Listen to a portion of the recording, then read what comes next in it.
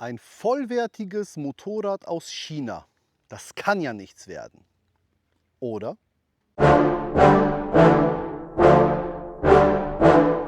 Ich heiße euch herzlich willkommen zur heutigen Bike-Vorstellung. Das hier ist eine CF Moto 675 NK. Ein Naked Bike made in China mit Dreizylindermotor, 90 PS bei 11.000 Umdrehungen. Wie der Name schon verrät, 675, wir haben hier 674 Kubik. Und was kann man dazu sagen, wenn man hört, Made in China, hat man ja diese Grundvorstellung, irgendwie, das ist bei uns eingeprägt, das ist ja billigster Müll, wenn man das so sagen darf. Aber ist das heutzutage 2026 wirklich noch so? Also ich muss wirklich sagen, nachdem ich dieses Motorrad jetzt gesehen habe, angefasst habe und mir ein Bild davon gemacht habe, muss ich tatsächlich sagen, die Zeiten haben sich doch schon ein bisschen geändert. Ein Motorrad verliert zwischen 40 und 50% seines Wertes in den ersten 5 Jahren. Wir haben hier 5 Jahre Garantie und einen Preis von 6.000 Euro. Wenn man also bedenkt, dass man für dieses Motorrad einen Preis zahlt, den man bei einem anderen Motorrad in den ersten 5 Jahren nur an Wert verliert, ist das eigentlich schon total unvorstellbar und gaga. Man bekommt hier echt viel fürs Geld. Natürlich wird es Menschen geben, die das Ganze jetzt versuchen werden, schlecht zu reden. Wie schon am Anfang vor dem Intro gesagt, China, das kann ja nichts. Aber ist das wirklich so? Wir haben hier ab Werk einen Lenkungsdämpfer. Wir haben hier ein KYB-Fahrwerk. Wir haben hier eine vernünftige Bremsanlage. Wir haben hier ABS. Wir haben einen guten Dreizylinder mit 90 PS. Was wollt ihr mehr? Ich habe mir so viele Videos angeguckt, bevor ich dieses Video jetzt hier gedreht habe oder gerade drehe, wo Leute sich an Dingen aufgehangen haben, wo ich absolut kein Verständnis für habe. Nur um irgendwie das Haar in der Suppe zu finden. Und viele haben zum Beispiel gesagt, ja, weil die hat kein Ride-by-Wire. Jetzt sage ich persönlich, ich bin da sehr froh drüber, dass die kein Ride-by-Wire hat, weil ich damit persönlich ganz negative Erfahrungen gemacht habe. Weil wenn du auf Tour bist und dein Ride-by-Wire hat ein Problem, dann ist die Fahrt vorbei. Wenn dir hier ein Seilzug reißt und du schlau genug warst, die einen hier unter den Sitz zu packen, dann hast du vielleicht noch ein Leatherman-Tool dabei oder vielleicht ein paar Imbusschlüsse und eine Zange, tauschst das mal eben in 10 Minuten und dann geht die Reise weiter. Also für mich ist das absolut kein Negativpunkt. Und sich an so etwas aufzuhängen, ist wie gesagt für mich einfach so das Suchen nach dem Haar in der Suppe. Weil machen wir uns nichts vor, für das Geld, was man hier ausgibt, und das ist halt wirklich so ein Riesenthema Geld, 6.000 Euro. Es gibt Supersportler, die 25 Jahre alt sind mit 80.000 Kilometern, die auf verschiedenen Online-Börsen für das Geld gehandelt werden. Ne? Und hier bekommt man ein Motorrad mit einer modernen Abgasnorm, mit einem ABS, mit einem guten Fahrwerk. Wie gut das noch ist, zeigen wir später auf der Fahrt. Ganz viele Gimmicks, ein Top-Display, auch, wo auch viele wieder gesagt haben, ja, das ist aber zu klein, bla bla. Ich hatte hier eine Ducati Panigale V4S, die kostet, lass es mich nochmal im Kopf haben, 26.000, zwischen 26.000 und 28.000, irgendwas war da. Das Display ist tausendfach schlechter. Ja? Auflösung ist bescheidener, Größe ist kleiner als das hier und trotzdem wird sich hier auf solchen Dingen aufgehangen, wo, wie gesagt, mir absolut das Verständnis fehlt. Wegen den kompletten genauen technischen Daten, die werde ich jetzt hier einblenden, das könnt ihr euch durchlesen. Außerdem gibt es da 1000 Berichte von. Ich sage ja immer wieder, das ist hier kein Kanal, wo ich jetzt auf das allerletzte i-Tüpfelchen an technischen Details drauf eingehe, weil das kann man woanders nachlesen bei fachkundigen Journalisten. Ich versuche euch einfach so meine Gedanken wiederzugeben und mein Fahrgefühl und was ich halt so im Kopf habe, wenn ich mir dieses Motorrad oder halt auch andere Motorräder ansehe. Und ich habe hier wirklich ein sehr positives Gefühl, wenn ich das angucke. Wie gesagt, Thema Verarbeitung, hier ist alles gut. Es gibt hier keine scharfen Kanten in den ganzen Plastikteilen. Das ist alles super verarbeitet. Ja? Da ist auch nichts billig. Das ist vernünftiges Kunststoff und Metall. Die Lichtleisten, ob vorne oder hinten, sehen phänomenal gut aus. Die Spiegel sind gut verarbeitet. Das ist auch alles hier Aluminium und kein billiges Plastik. Man kann hier wirklich sehr schwer was Negatives finden. Allein solche kleinen Details, wie zum Beispiel ein Quickshifter, der ab Werk direkt verbaut ist, den man nicht extra bezahlen muss. Wie schon gesagt, der Lenkungsdämpfer, der ebenfalls Serie ist. Dann gibt es Gimmicks in Form von einer Sozius-Abdeckung direkt mit einer Halterung für eine Actioncam. Das sind alles so Dinge, da freut man sich, dass es schon da ist, ohne es extra bezahlen zu müssen. Also wie gesagt, ich würde ja gerne negativ berichten. Weil ich bin ja ehrlich, wenn ich etwas scheiße finde und ich sage es einfach, wie es ist, scheiße, dann sage ich das auch. Ey, das ist Kacke. Aber habe ich hier nicht. Wie gesagt, alles an Verarbeitung ist gut. Preis-Leistung ist gut. Und wir müssen einfach wirklich weg von diesem, ja, Asien, China, Mist. Machen wir uns nichts vor. Mehrheitlich werden die Teile für unsere ganzen Motorräder dort gefertigt und dann später teuer an uns verkauft. Wir müssen da wirklich von weg. Ich gehe jetzt mal ein bisschen auf die Reifen ein. Wir haben hier einen Reifen, das ist Marke, keine Ahnung, Ping Pong Ling Long nenne ich es jetzt einfach mal. Ja, das ist eine chinesische Eigenmarke. Der Reifen ist gut bei trockenem Wetter. Wie es auf nassem ist, kann ich nicht sagen, bin ich nicht gefahren. Aber selbst wenn der bescheiden sein sollte, beim nassen Wetter oder halt bei nassen Straßenverhältnissen, die sind irgendwann mal platt, spätestens nach einer Saison. Dann tauscht man die, wie bei jedem anderen Motorrad auch, und packt da, keine Ahnung, einen Michelin, einen Bridgestone oder Metzler oder was auch immer drauf. Dann ist das Thema auch gegessen. Wir haben rundum 17 Zoll, wir haben vorne einen 120er, hinten einen 180er, was bei einer Motorradgröße wie dieser hier mehr als ausreichend breit ist.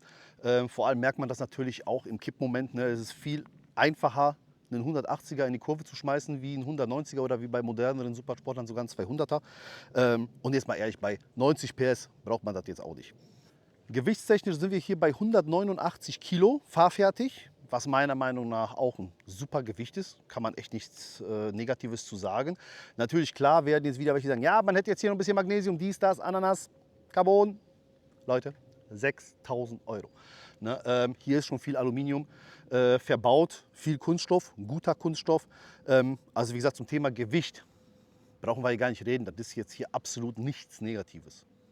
Ebenfalls so feine kleine Gimmicks, die man woanders auch teuer bezahlen muss, sind hier unten diese Luftfänge für die vordere Bremsanlage. Jetzt werden natürlich wieder welche sagen, ah, was willst du damit bei 90 PS? Besser haben als brauchen, würde ich das Ganze jetzt nennen. Und eine super geile Sache, wie ich finde, gerade jetzt im Zeitalter von Euro 5 Plus, gerade in der Harley-Szene sind ja alle am Kotzen deswegen. Ne? Wie gesagt, Nockenwellenumbauten, manipulierte Auspuffanlagen, ne? Selbst die angeblich so tollen Jekyll Hyde, die da jetzt mit Euro 5 Plus konformen bla bla bla, hören sich auch bescheiden an, natürlich wie so eine Euro 4 und schon gar nicht erst wie eine Euro 3 Anlage. Wir haben hier 98 dB Standgeräusch. Jetzt soll mir mal ein Hersteller verklickern, wie es sein kann, dass ein chinesischer Motorradhersteller mit einem Motorrad mit nur 674 Kubik es schafft, bei Euro 5 Plus 98 dB durchzubekommen und andere große namenhafte Hersteller, wie zum Beispiel Harley Davidson, bei Motoren mit fast 2 Liter Hubraum eine 89 dB-Angabe im Fahrzeugschein stehen haben. Wie geht das? Höchstgeschwindigkeit könnte für manche ein Thema sein, weil diese ist nur 200 km/h. Andererseits sage ich auch, 90 PS Naked Bike, das ist ein Motorrad für den urbanen Bereich und natürlich für die Landstraße. Für die Autobahn, für Geschwindigkeiten, so Richtgeschwindigkeit 130 reicht das ja absolut aus. Und wenn man mal wirklich ballern will, klar kann man sagen, ist das falsche Motorrad, aber für den Einsatzzweck dieses Bikes, sprich Stadt, Land, absolut ausreichend. Weil jetzt mal ehrlich, ja, auch die Leute, die dann am Ballern sind wie die Geistesgestörten, ne, hinweg jeglicher Straßenverkehrsordnung, ne, ihr ballert auch nicht mit 250 über die Landstraße durch die Kurven. Also ne, mal Butter bei der Fische. Das reicht vollkommen aus für das, was wir hier vor uns stehen haben. Thema Verbrauch noch. Angegeben ist das Motorrad mit 5,5 Liter. Ich weiß vom Besitzer, dass er sich jetzt so eingependelt hat bei um die 5, was meiner Meinung nach auch absolut voll im Rahmen ist. Ne? Natürlich wird es jetzt wieder welche geben, ja, aber mein Motorrad hat 1200 Kubik und das nimmt nur 6 Liter, bla bla bla. Also wie gesagt, ich finde das voll vertretbar. Mal ganz abgesehen davon, ein Motorrad ist ein Spaßfahrzeug, kein Nutzfahrzeug. Auch wenn es welche gibt, die das ihren Frauen so verkaufen. Ja, Schatz, dann kann ich mit dem Motorrad zur Arbeit, das ist günstiger. Ja, ja, ja. Und dann fährst du 6 Stunden länger zur Arbeit, ne? Weil die Fahrt halt so viel Spaß macht. Dann verbrennst du doppelt und dreifach so viel wie mit dem Auto. Also, wie gesagt, schenken wir uns das. Wie gesagt, 5 Liter Verbrauch, finde ich, ist vollkommen in Ordnung. Aber was soll ich euch hier noch groß erzählen, wenn der Besitzer da vorne steht? Und am besten ist es, wenn er euch das erzählt. Deswegen, komm mal hier zu uns. Freut mich, dass es erstmal geklappt hat. Ja, kein Problem. Und ja, Thomas. Wer ist der Thomas? Grüß euch. Erzähl mal ein bisschen von dir erstmal. Ja, ist meine erste Maschine. Ich bin Neueinsteiger. Ich bin erst dieses Jahr zu meinem Führerschein gelangt, ein bisschen spät, im gehobenen Alter. Besser spät als nie. Ja, genau so sehe ich das. Und zwar bin ich jetzt halt erst noch kurz auf dem Gerät unterwegs. Ja, ich habe jetzt 1700 Kilometer runter auf der Maschine. Ich bin aber auch vollkommen zufrieden. Ne? So wie du gerade eben auch schon gesagt hast, für das Geld, ne, fürs erste Motorrad, ja, wie bin ich da drauf gekommen? Das wäre jetzt meine Frage gewesen. Wieso dieses Bike? Ja, ganz einfach. Geld.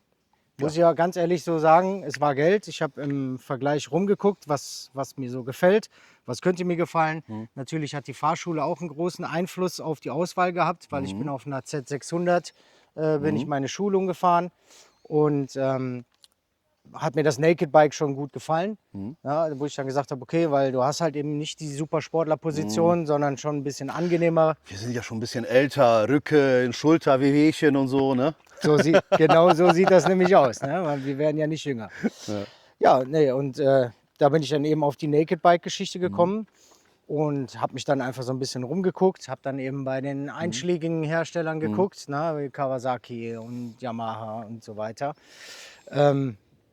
Ja, habe dann so geguckt und dann wäre ich dann eben vergleichsweise zu meiner Maschine, wie ich sie jetzt bekommen habe.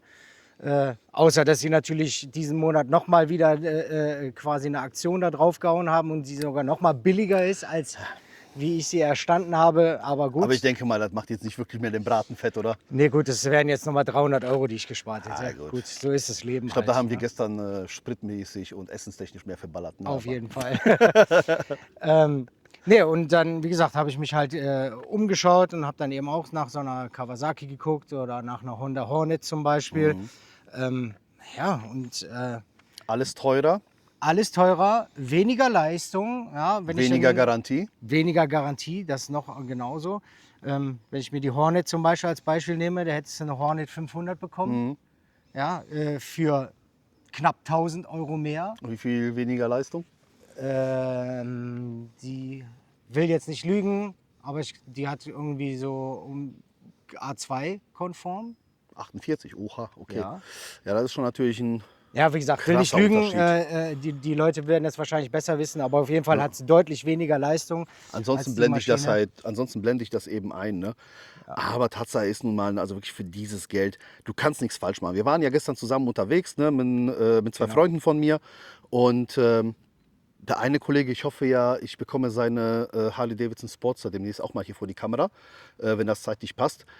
Der war wirklich total verwundert und sagte, wie viel, ne, als der Preis genannt wurde, so meinte, das ist unvorstellbar. Da hat sich auch das Motorrad angeguckt und meinte, ey, für das Geld, du kannst nichts falsch machen. Ne? Selbst wenn nach 5 Jahren die Garantie abgelaufen ist, das Ding hat ja trotzdem noch irgendeinen Wert. Du kannst das Ding, selbst wenn du das Ding für 1000 Euro weiterverkaufst, du hast 5 Jahre Spaß gehabt, ohne Kopfschmerzen. Genau Ne? so sehe ich das auch. Also das muss man sich einfach immer wieder vor Augen halten. Natürlich wird es Motorräder geben, die sind besser verarbeitet, die haben mehr Leistung, noch mehr Gimmicks, blablabla. Die kosten dann aber auch deutlich, nicht nur jetzt ein Tausender, die kosten deutlich, deutlich mehr.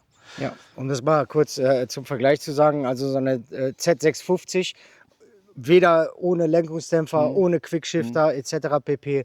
liegst du so bei 8,5 bis 9. Ja, überleg mal. So, und jetzt nimm noch einen Quickshifter dazu, jetzt noch einen Lenkungsdämpfer. Wenn Kawasaki keinen anbietet, musst du den dazu kaufen. Mit einer ABE bist du auch wieder bei 400, 500, ne? Wenn das jetzt irgendwie was Vernünftiges sein soll, ob ein Öhlins oder ein Wilbers oder was auch immer. Da gibt es ja auch verschiedenste Anbieter.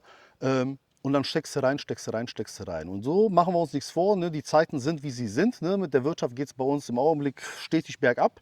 Wir verlieren stetig an Kaufkraft. Und meiner Meinung nach, wenn du jetzt wirklich, ob jetzt gerade frisch Einsteiger bist oder Wiedereinsteiger oder auch jemand, der einfach ein neueres Motorrad haben möchte mit ein paar mehr Features, wie halt ABS, ein Quickshifter, ein vernünftiges Display und, ne? Der ist hier echt top bedient. Thomas, jetzt verrate uns noch, was hast du umgebaut? Hast du schon was umgebaut? Willst du noch irgendwas in Zukunft umbauen? Oder was hast du so für Gedanken für die Zukunft, was das Motorrad angeht? Jo, als ich das Motorrad erstanden habe, war natürlich das Erste, was, glaube ich, weiß ich nicht, jedem Motorradfahrer so durch den Kopf geht, ist eben halt der Sound, ne? Eine Auspuffanlage. Ach Quatsch. Da hatte ich dann schon mal geguckt. Ist natürlich, ja, China-Bike. Da können jetzt natürlich dann einige dann nochmal sagen, Aftermarket ist noch nicht so da. Ja, also wie bei den zumindest nicht mit Japanern. E-Prüfzeichen, bla bla. Ich denke mal, in China wird das Genau. kein Thema sein, aber hier bei uns ist das natürlich ein Riesending, Ja, ne? Mit über- ABE, E-Prüfzeichen, Gutachten und. Ne? Muss ja alles homologiert sein. Genau. Ne, da ist der Aftermarket jetzt noch nicht so da, dass es große Sachen gibt. Aber ich muss ganz ehrlich sagen, da ist nicht viel, was ich noch ändern würde. Wie gesagt, die Auspuffanlage war im Hinterkopf. Aber als ich die Maschine das erste Mal quasi live gehört habe und dann auch live über die Landstraße gefahren bin, muss ich ganz ehrlich sagen, kann sich das ganz weit nach hinten geschoben werden. Ja, ich glaube auch. Also allein ihr müsst uns verzeihen, wir sind jetzt gerade ein bisschen baff, weil hier läuft gerade, wir sind hier auf dem Wanderparkplatz. Und hier lief jetzt gerade eine Gruppe von 1, 2, 3, 4, 5, 6, 8 nackten Menschen vorbei, die hier gerade eine Nacktwanderung machen. Das war jetzt ein bisschen perplex. Also, also habe ich auch noch bei keinem Videodreh erlebt sowas, aber egal. Also, das hat uns jetzt echt ein bisschen aus dem Konzept. Also, Thema Ausverlage. Klar, brauchst du hier nicht, weil machen wir uns nichts vorbei. 98 Dezibel, also das ist jetzt echt der Knaller. Ich habe jetzt leider keine Kamera, die in die Richtung zeigt. Normalerweise wäre das ein Outtake, aber ich lasse den jetzt extra drin. Aber wie gesagt, normalerweise tauscht man ja die Auspuffanlage. Klar, man möchte mehr Sound, das soll dumpfer klingen, lauter sein. Ja, auch wenn wir in Zeiten leben, wo alle möchten, dass so ein Ding klingt wie ein Staubsauger. Jeder weiß es, oder die Mehrheit der Motorradfahrer will es, das Ding soll nach Motorrad klingen. Also wir brauchen hier keinen Sportauspuff. Ich werde natürlich gleich noch einen Soundcheck machen. Ne? Ich werde es versuchen während der Fahrt. Das müsste eigentlich gut funktionieren, wenn ich meinen Fuß gleich hier auf der Fußraste habe. Da ich mir das Mikro hinten an das Hosenbein stecke, Ja. dann müsste das genau hier über dem Auspuff sein. Ich hoffe, das kommt gut. Weil ich habe das Motorrad ja gehört, wo er bei mir angekommen ist oder auch wenn wir unterwegs sind. Das hört sich phänomenal gut an. Ne? Deswegen, ich hoffe, dass diese Mikros das wirklich wiedergeben können. Gut, soviel zum Thema Auspuff. Ansonsten, klar, auch wieder so ein typisches Ding ist halt Kennzeichenhalter. Aber ich bin ehrlich, ne? Klar, alle sagen, ja, diese Dinger sind immer so lang und blau und blub, aber hier sieht das echt geil aus. Ne? Also ich zeige euch jetzt natürlich wieder eine Nahaufnahme. Also diese LED-Leiste hier, das sieht so schön aus. Ich würde da jetzt nichts machen. Wie siehst du das? Nee, also ich muss ganz ehrlich sagen, ja, sie steht schon gut weit raus, aber im Gegensatz zu anderen Herstellern, ja, die dann teilweise schon noch bis Ja. nach hier hinten draußen haben, da würde ich was ändern. Aber ich muss ganz ehrlich sagen, der Look gefällt mir so. Die LED-Leiste, vor allen Dingen mit dem Laufspiel da drin. Ja, das sieht echt cool aus. Das kannst du dann auch in der Nahaufnahme dann nochmal zeigen. Sieht halt ganz geil aus und da muss ist man- keine Veränderung würdig. Man muss es echt sagen, auch spiegeltechnisch ist auch so ein typisches Ding, was man immer gerne tauscht. Die sind echt schön verarbeitet. Ne? Alles Sehr massiv, robust. sehr robust, wirklich. Die sind echt Ja. super massiv, wenn man dagegen klopft. Ne? Ich meine, das ist irgendwie so eine Art Aluguss oder so. Das wird doch kein Kunststoff sein. Das ist Kunststoff, glaube ich. Echt? Ja. Also, Denke ich. ich weiß es jetzt nicht. Also auf jeden Fall, wenn ich gegenklopfe, hört sich für mich das nach Alu an, aber ich weiß es jetzt nicht, weil wirklich es ist sehr schön gemacht. Die Form ist schön, die tun sich super ins Gesamtbild einfügen. Also das ist halt hier echt schon schwierig. Klar, Handyhalterung, ich sehe, du hast dich für SB Connect entschieden, bin ich sehr froh drüber, weil dann kann ich mich mein Handy gleich da drauf knallen. Ich bin natürlich absoluter SB Connect Verfechter. Unbezahlte Werbung, ich bin da einfach absolut total überzeugt von dem Ding. Ne? Viele schwören ja auf Quadlock. Ne? Bin ich jetzt nicht so der Freund von diesem komischen War mir Kunststoff. einfach zu teuer, ganz ehrlich. Ja, okay, preislich tut sich da jetzt relativ wenig, aber ich finde das halt, ist nicht mein Ding mit diesen komischen blauen Zungending da dran. Wie gesagt, ist alles Geschmackssache, aber wie gesagt, ich bin da absoluter SP Connect Freund und vor allem mit Wireless Charging ist das super, weil mein Handy ist gerade auch schon kurz vor Exitus. Ja, Ansonsten, ja, was willst du hier noch groß machen? Ne? Also wir haben einen super schönen Scheinwerfer, auch eben mit diesem Lauflicht drin. Ne? So irgendwie Maske, Scheibe kommt hier nicht in Frage. Ne? Ansonsten Sozius ist. Apropos Sozius, Fahren mit Sozius. Hast du ja auch schon gemacht auf dem Ding. Wie ist es? Wie war es? Ja, ja, also es ist natürlich, man sieht es ja, der Sozius-Sitz ist jetzt natürlich nicht für Langstrecken ausgelegt. Ja, natürlich. Ja, ganz klar. Aber ich habe beide meine Kinder mitgenommen. Kinder ist jetzt natürlich, da Ja. denken die Leute irgendwie so an Kleinkinder. Deine Kinder sind. Der eine ist 10, der andere ist jetzt schon 16. Der wiegt sogar, ja, wiegt ungefähr genauso viel wie ich selber. War aber jetzt überhaupt kein Problem, mit ihm dort zu fahren.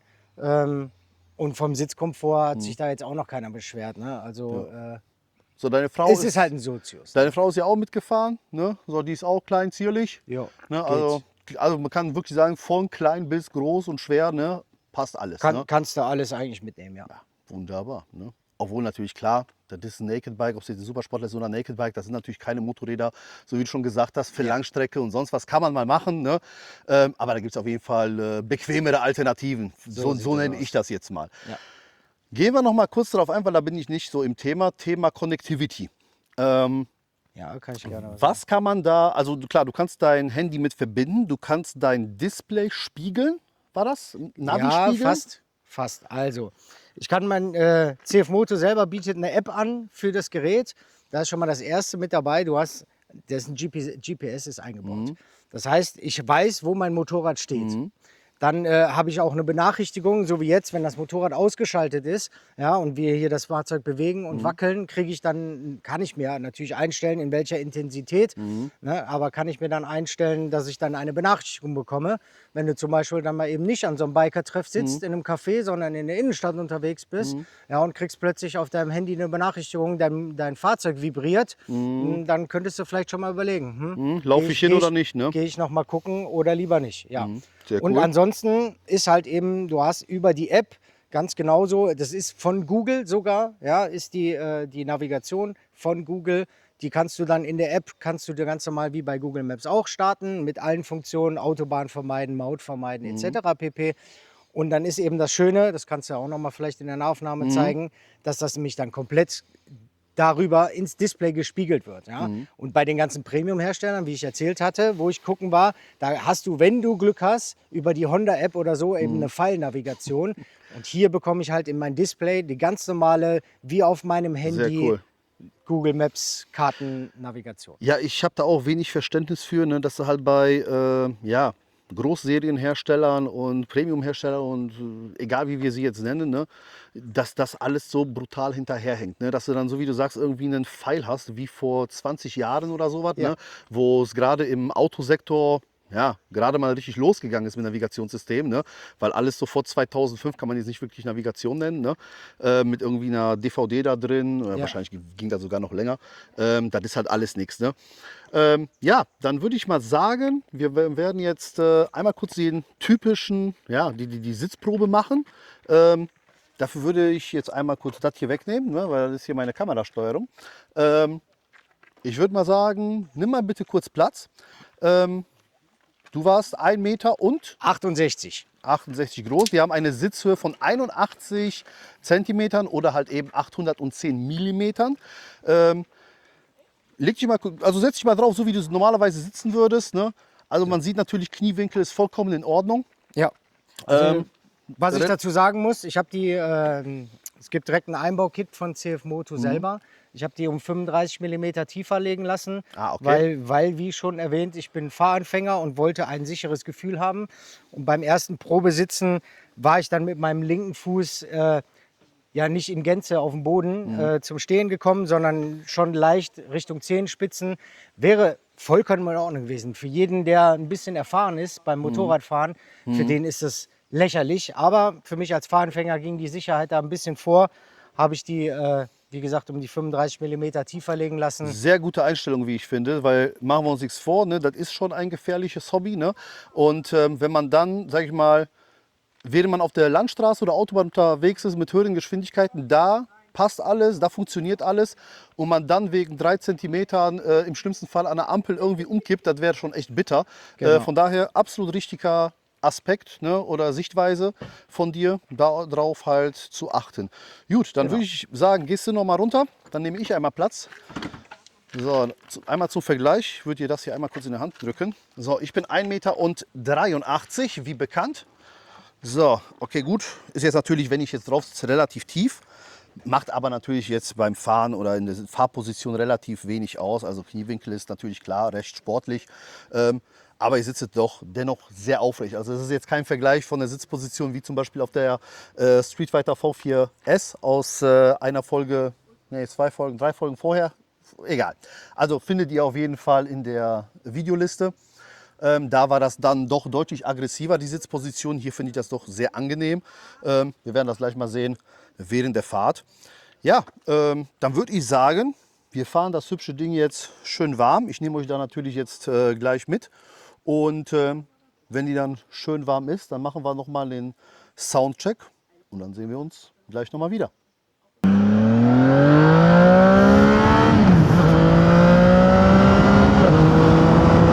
Quickshifter funktioniert schon mal sehr gut. Also, Leistung ist gut. Ich würde jetzt nicht sagen, dass das jetzt langsam ist. So, der Quickshifter ist halt ein reiner Abschifter, also kein Blipper. Ne? Wir können nicht runterschalten ohne Kupplung. Aber sonst, das fährt sich hier echt schön. Also, boah, der Sound ist auch wirklich geil. Also das muss man ja wirklich der Maschine lassen. Sound kann sie. Also wenn man hier so aus dem Gas rausgeht, dann schießt das Ding auch richtig schön. Ich hoffe ja gleich wirklich, dass das Mikro das wiedergeben kann.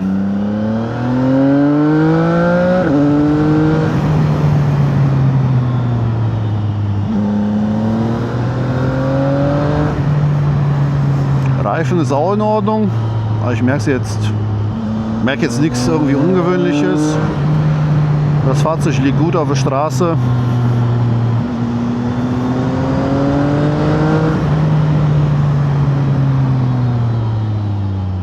Wirklich anbremsen, in die Kurve reinwerfen, klappt wunderbar.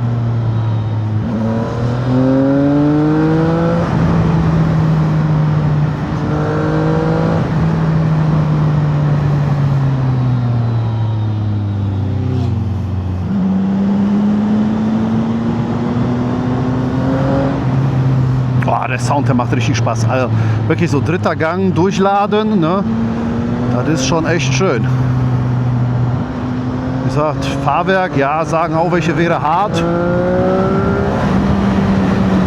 Aber finde ich jetzt auch nicht schlimm. Kann natürlich auch damit zusammenliegen, dass ich halt ein bisschen schwerer bin als die Herren in den Videos, die ich gesehen habe. Ja, hallo.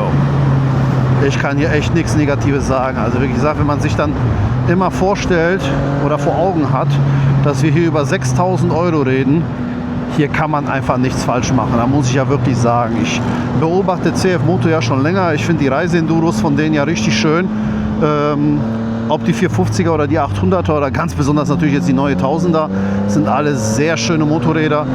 Und wenn ich mir das jetzt hier auf dieser 675 NK anschaue, Verarbeitungsqualität und alles andere drumherum, das könnte mich doch wirklich dazu bewegen, mir so ein Ding neben meine CVO in die Garage zu stellen. Weil das macht schon echt Spaß.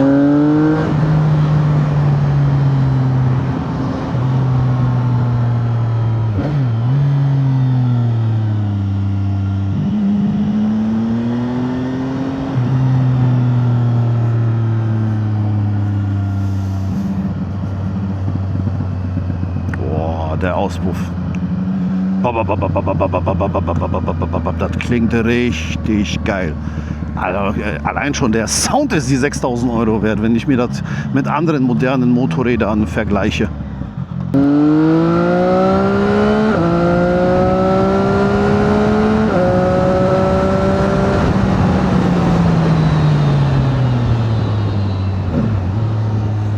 Hallo. Beschleunigung gut, Bremse gut. Also Leute, jetzt mal ehrlich, für 6.000 € so viel Spaß haben, das ist unglaublich.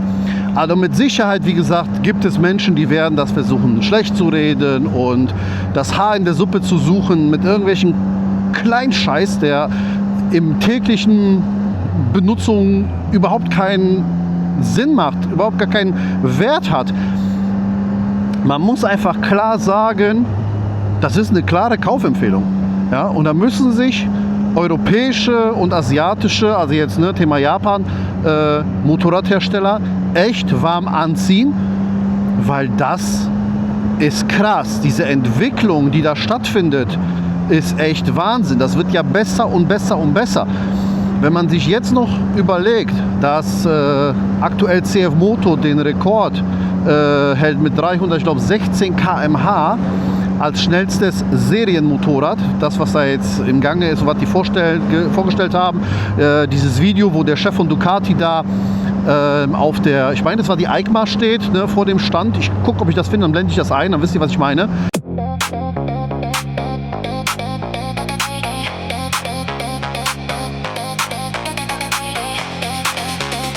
Und da wirklich drauf geiert, ja, sich dieses Motorrad oder jetzt nicht dieses Motorrad, aber diese Supersportler, die diesen Geschwindigkeitsrekord jetzt gebrochen hat, anschaut, ne? Und man sieht einfach, der ist da echt mega geil auf der Teil, ne? Das zeigt uns einfach, was uns in Zukunft da noch erwartet. Und hier für 6.000 €, Hammer, einfach nur Hammer. Also ich bin ja jemand, ich brauche nicht viel zum Glücklichsein, ist einfach so. Das Ding hat 2 Räder, hat einen geilen Motor, hat guten Sound, fährt einigermaßen vernünftig und ich bin schon zufrieden. Mit Sicherheit, wie ich schon gesagt habe, wird es Menschen geben, die werden versuchen, das schlecht zu reden. Und ja, es gibt Motorräder, die sind mit Sicherheit qualitativ besser, von den Komponenten her hochwertiger, haben mehr Leistung und. Aber die kosten auch alle deutlich mehr Geld. Und hier mal ehrlich, 6.000 €. Leute, das ist einfach Wahnsinn. Wenn ich mir vorstelle, in der Harley-Szene, ja, ein elektronisch geregelter Klappenauspuff mit kurzen Krümmern kostet schon knapp unter 5.000. 2 Rohre mit einem Elektromotor, ja, fast 5.000 €. Ein ganzes Motorrad für ein Tausender mehr. Was Spaß macht, dennoch relativ, also vom Verbrauch her günstig ist, da kann man einfach echt, das kann man nicht schlecht reden. Man kann das nicht schlecht reden. Man kann hier sich auf den Kopf stellen, aber im Endeffekt ist es einfach so, das ist ein gutes Motorrad.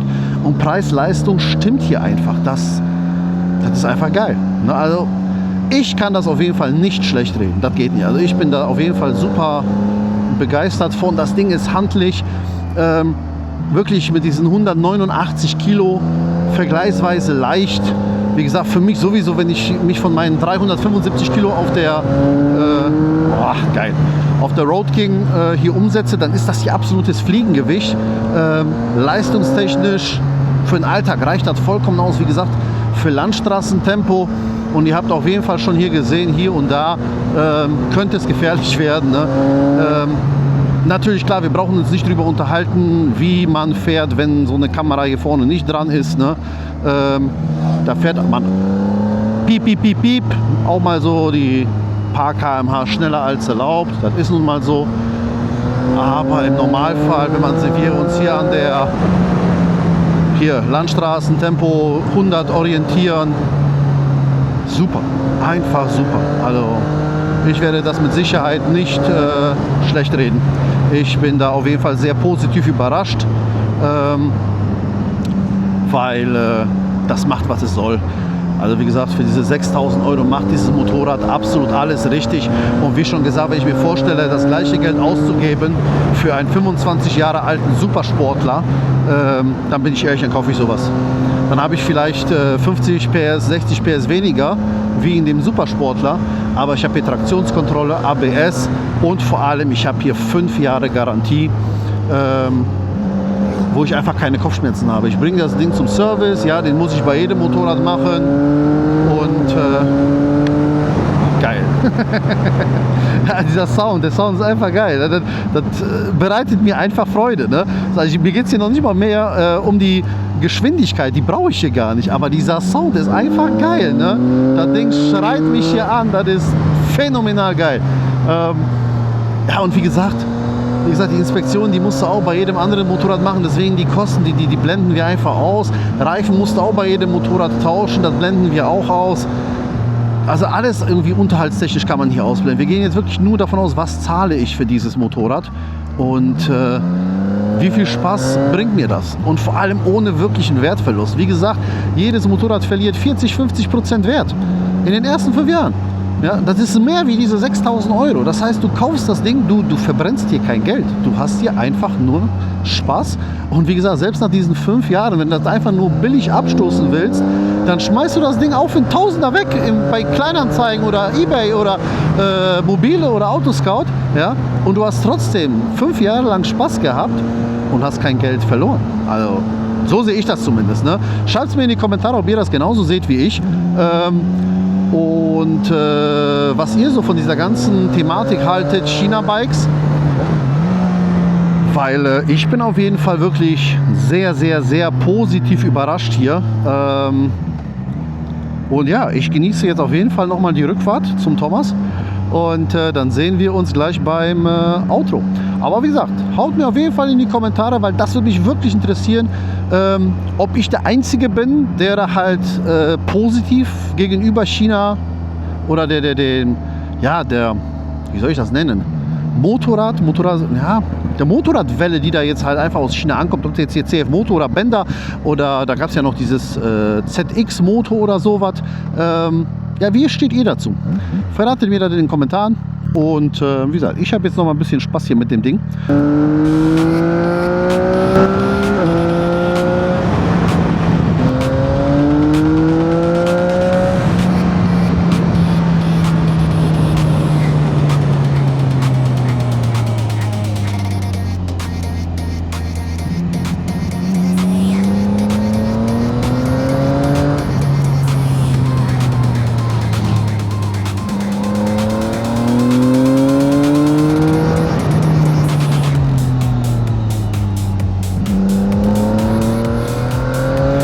Man könnte jetzt natürlich auch sagen, ja, Sitzposition ist natürlich klar sehr vorderradorientiert.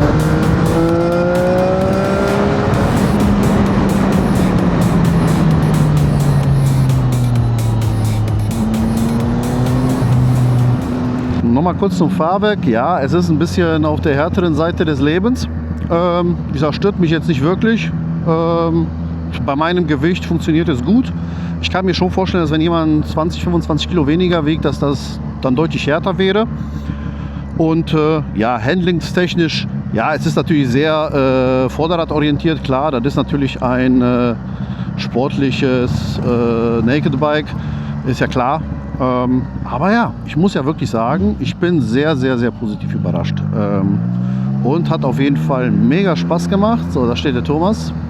Und ja, wir sehen uns dann jetzt gleich beim Outro.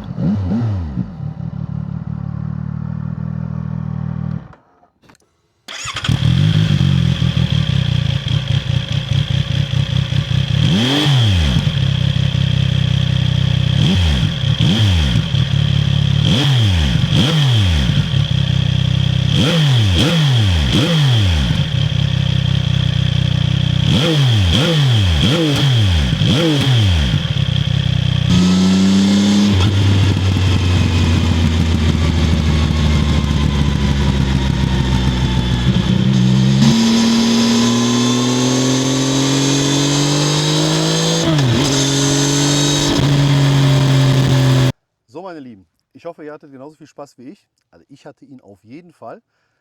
Motorrad fährt sich phänomenal gut. Hätte ich nicht gedacht, bin ich ehrlich. Obwohl ich sehr positiv dem gegenüber eingestellt war. Ich bin wirklich positiv überrascht.